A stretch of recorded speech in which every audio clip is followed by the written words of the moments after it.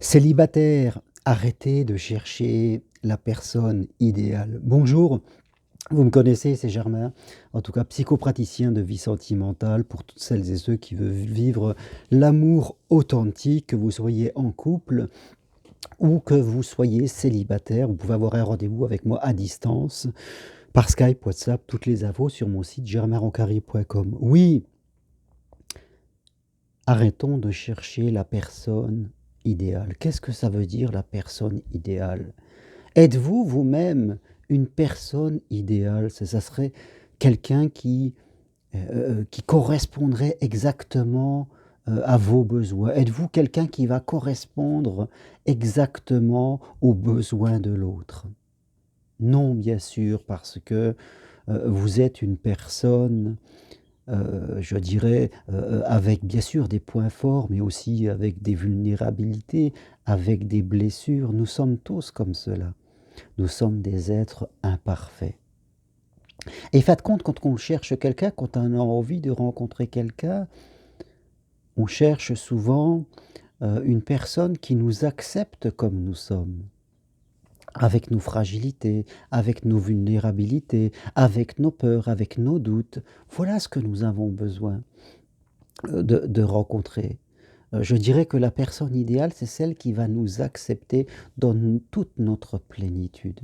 Personne n'est parfait, surtout quand on a 40, 50, voire plus, et qu'on a vécu des histoires parfois difficiles, qui fait qu'on peut avoir des craintes et on avance tout doucement.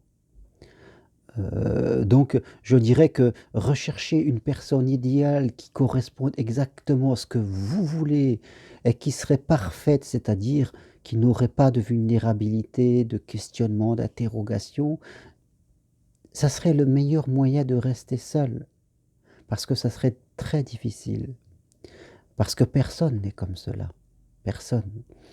Et vous-même, vous ne l'êtes pas. Parce que vous avez aussi, je dirais, vos joies, vos exaltations, vos points positifs, mais vous avez aussi vos peurs, votre histoire, vos blessures, comme je le disais, tout cela qui fait que vous avez besoin d'être accepté, je dirais, au premier dans vos fragilités. Ce qu'on fait de bien, ce qu'on fait de facile, c'est je dirais, c'est facile d'être accepté là-dessus. Mais il y a aussi l'autre versant de vous-même. C'est Jung qui disait qu'on était ombre et lumière. Alors votre côté lumière, ça OK, mais votre côté ombre aussi, je dirais.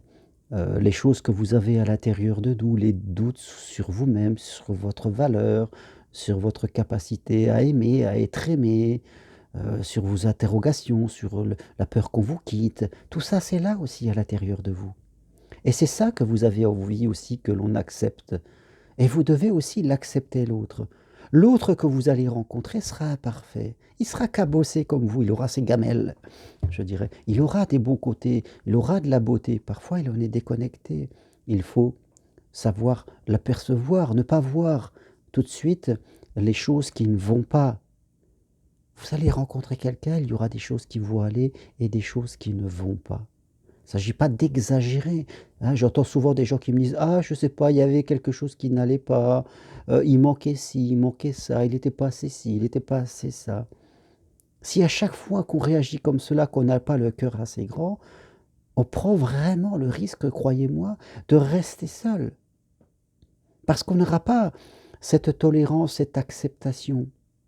On ne prendra pas le temps d'aller découvrir la beauté qui se cache entre chaque personne. Nous sommes exigeants, nous sommes conditionnels. Il faut arrêter de croire qu'on peut trouver sa bonne personne, comme si on n'avait qu'une. Non, dans une vie, on peut vivre avec de multiples personnes. Un couple, c'est quelque chose qu'on va protéger. Protéger des désirs, protéger des tentations dans ce monde où la sexualité, quelquefois le charme, l'attirance sont très présents. C'est vrai qu'on peut vivre à deux, être avec une personne et tout d'un coup être attiré par quelqu'un d'autre ou par une situation. Mais on apprend à dire non pour protéger son couple, parce que sinon on partirait dans tous les sens. Parce que forcément quand on vit avec quelqu'un, il va y avoir toute la période de la découverte et puis après on entre dans la vie. On est dans la vitesse de croisière, comme je dis, c'est différent. Et on peut être tout d'un coup charmé par quelqu'un d'autre, mais on n'y va pas parce que sinon c'est la porte ouverte à n'importe quoi. Quelque part, on apprend à protéger son bonheur. Donc, je crois que, vous allez rencontrer une personne qui est imparfaite, comme vous êtes imparfaite. Vous allez vous accepter tous les 2. Vous allez apprendre à construire ce bonheur que vous allez aimer. Et en même temps que vous allez aimer ce bonheur que vous construisez à 2, vous allez vous aimer tous les 2 parce que vous serez content d'en être l'architecte et le constructeur. Je crois que c'est plus juste de voir les choses ainsi. Alors n'attendez pas de rencontrer une personne idéale. Forcément, l'amour vous demandera d'aller un peu plus loin. Et si vous êtes dans cette ouverture, dans cette tolérance, ça ira mieux pour vous. Vous avez toutes les chances de rencontrer quelqu'un. Maintenant, si vous êtes bloqué dans vos attentes, tout ça pour qu'on vienne soulager vos peurs et vos croyances limitantes, eh bien là, vous risquez fortement de passer d'échec en échec tant que vous n'avez pas appris cette leçon de ne plus chercher la personne idéale, mais de comprendre que c'est tous les 2, 2 personnes imparfaites qui allez construire votre vie idéale qui sera basée sur l'acceptation de l'autre. Voilà ce que je voulais partager avec vous aujourd'hui.